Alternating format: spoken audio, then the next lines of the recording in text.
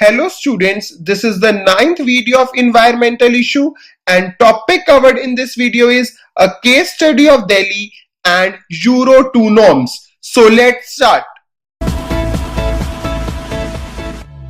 Now let us discuss case study of Delhi.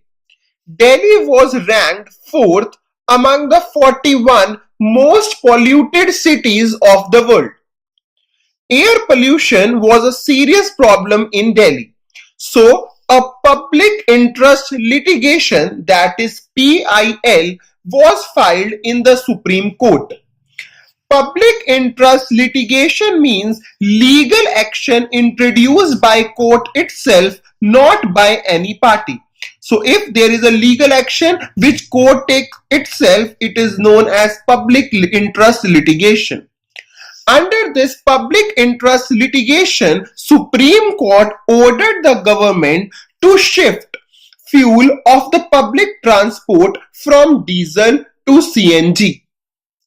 So, Government of India was ordered by the Supreme Court to change the fuel of public transport from diesel to CNG.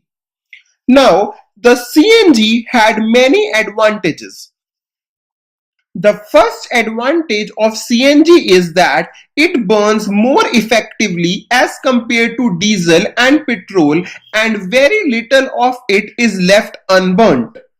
Secondly, it cannot be adulterated like diesel or petrol. Thirdly, it cannot be siphoned off by thieves, and it is cheaper than petrol and diesel. So these were the advantages of CNG. So due to which the Supreme Court of India shifted the fuel from diesel to CNG. The only problem with CNG was that it was difficult to lay down pipelines to deliver CNG. So now let us discuss Euro 2 norms.